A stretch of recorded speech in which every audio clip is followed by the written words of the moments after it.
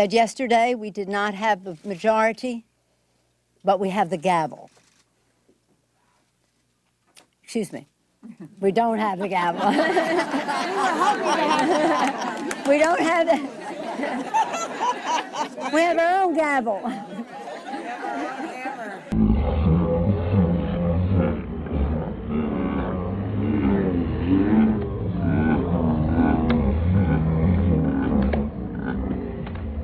We just couldn't be prouder. I believe that it's a winner. And by the way, it's called the Affordable Care Act. It's called the Affordable Care Act. I know you didn't intend any compliment or derogatory, but it's called the Affordable Care Act. Affordable. Affordable. There's a reason. Affordable. Affordable. Affordable. Affordable. Affordable. Wow. Every month we do not have an economic recovery package, 500 million Americans lose their jobs. But we have to pass the bill so that you can find out what is in it.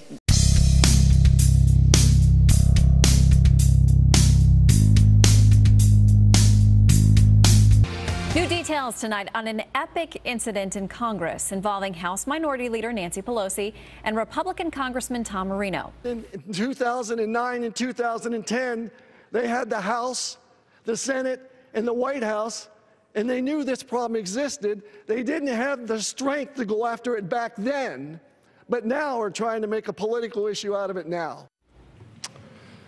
Gentlemen, will yes, continue. It is true. I did the research on it. You might want to try it. You might want to try it, Madam Leader. And it didn't stop there. As the congressman walked away, Congresswoman Pelosi stormed across the aisle again, waving her finger. Watch and listen. Even fellow Democrats appear surprised. I yield 1 minute to the gentleman from Washington, Adam Smith. Gentleman from Washington is recognized for 1 minute. What is she doing? What was she doing? Well, now on a primetime exclusive, Pennsylvania Congressman Republican Tom Marino joins us live. Good to see you, Congressman. Thank you. It's a pleasure to be here. All right, so I got to ask you, you're up there, you're making your remarks. Were you sort of surprised about her approaching and what was happening?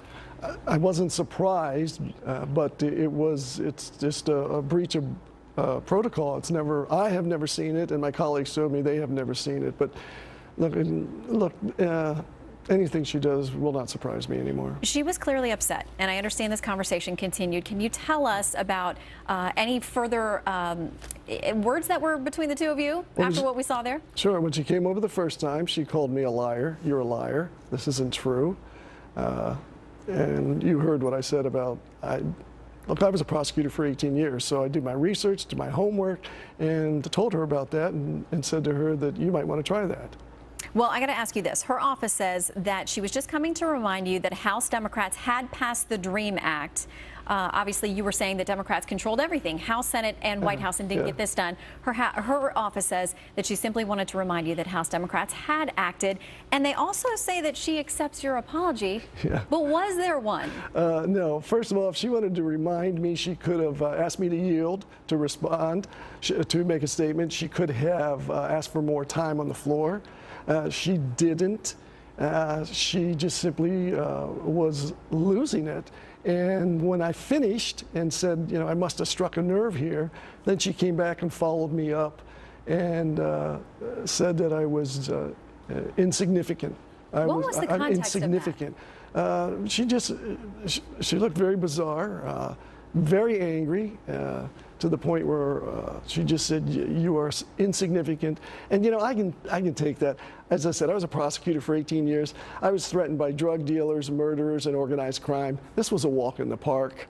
I just suggested to her that we go off the floor, and so there wasn't a scene. And again, she told me I was insignificant. She's telling really my people in my district they're insignificant. She's telling the American people who aren't royalty, because there is a fair number of people who act like royalty, and that was a primary example of it. And I just simply said, you're acting arrogant, and let's discuss this. And then she was escorted off the floor by the sergeant at arms, and